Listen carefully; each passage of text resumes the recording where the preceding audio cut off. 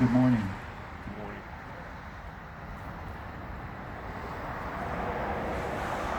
I want to thank each of you for being here this morning to help us never forget the events and those who perished on this day 20 years ago. Let's remember back to September 11th, 2001.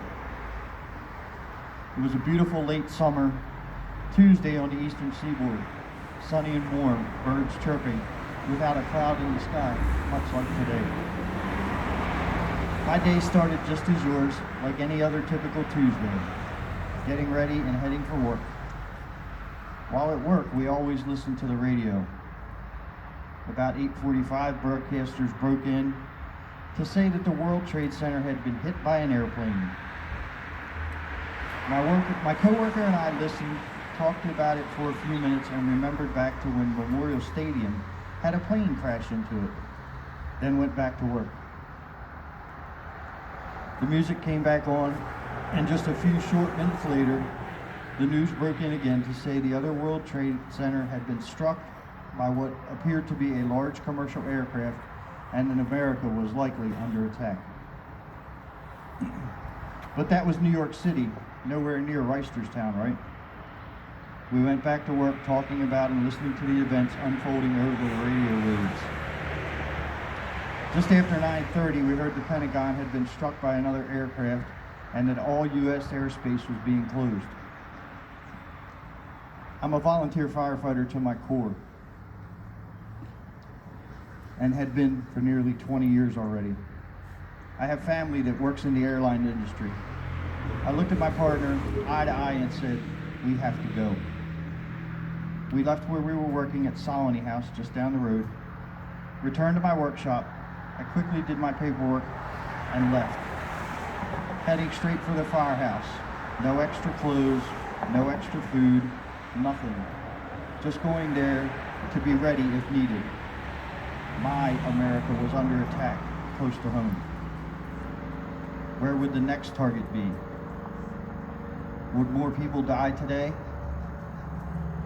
By this time, I was glued to the television and just needed to be where I could help if needed.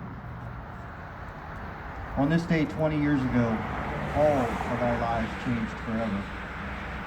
America had never been attacked on home soil.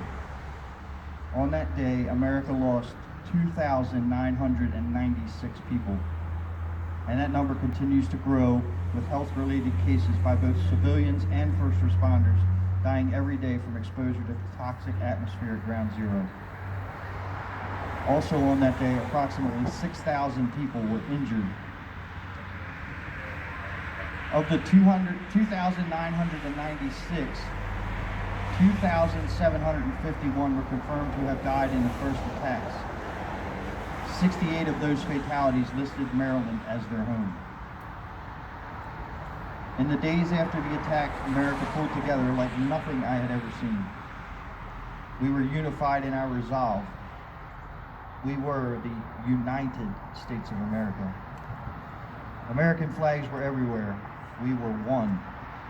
Steadfast to find the responsible and hold them accountable at whatever cost. At 8:46 a.m., 5 terrorists crashed American Flight 11 with 11 crew members and 76 passengers into One World Trade Center, the North Tower.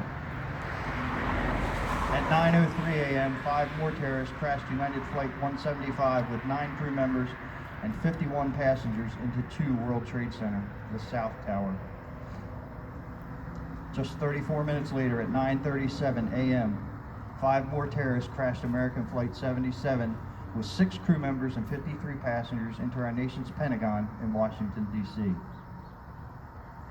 At 9:59 a.m., after burning for 56 minutes, the South Tower collapsed in 10 seconds. More than 800 civilians and first responders inside the building and surrounding area are killed because of the collapse. 4 short minutes later, at 10:03, 4 hijackers crashed United Flight 93 into a field near the town of Shanksville, Pennsylvania, after passengers and crew stormed the cockpit. The 7 crew members and 33 passengers on board perished. At 10:15 a.m., a damaged section of the Pentagon's west-facing outer ring collapses. At 10:28, the North Tower collapses after burning for 102 minutes, killing more than 1,600 people.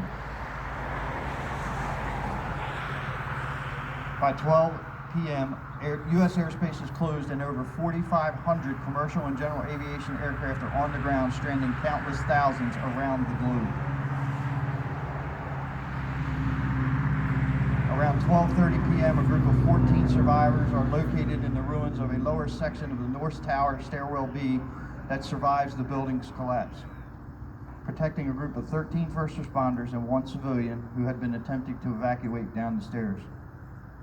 Within hours of the tower's collapse, the first responders appear from the debris and direct rescuers to the civilian.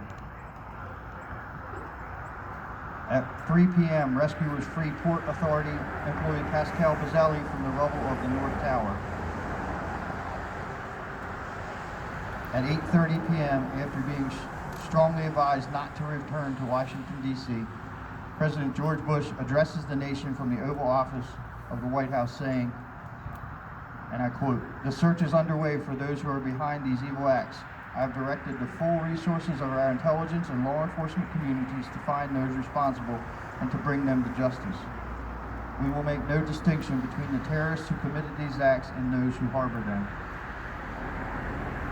As the tragic day draws to a close at 10:30 p.m., rescuers find Port Authority Police Officer William Himeno and Port Authority Police Sergeant John McLaughlin injured but alive in the debris of the World Trade Center.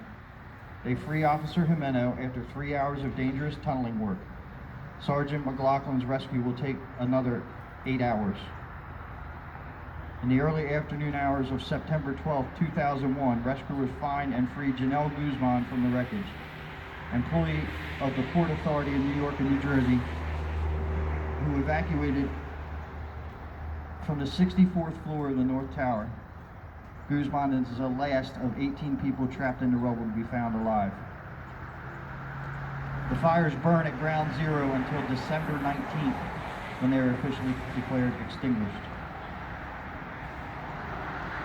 On May 30th, 2002, a televised last column ceremony was held, officially ending the recovery and cleanup efforts at Ground Zero just 9 months after the attack. I recite this timeline so that we will never forget our vulnerabilities, to remember our steadfast resolve in the days and weeks following, to remember this nation's unity, and to remember those we lost. Our brothers and sisters, mothers, fathers, sons and daughters, friends, colleagues, and countrymen and women. Today we especially remember the 343 fellow firefighters who ran in when others were running out. We remember the 23 NYPD officers and 37 Port Authority police officers who did their jobs without question, saving and protecting people from all nations, not just Americans. Most importantly, we remember the innocent people taken away from us on this day 20 years ago. In closing, I implore you to remember where you were September 11th, 2001. Recollect what you were doing when you heard the news and how the attacks made you feel that day and in the time since. Please remember those who suffer today from ongoing illness and those affected by post-traumatic stress disorder because of the attacks. I ask that you too never forget September 11th and to never forget the 2,996. Once again, I want to thank all of you for being here and taking part today. Now I'd like to give Courtney Bollinger will be doing our national anthem.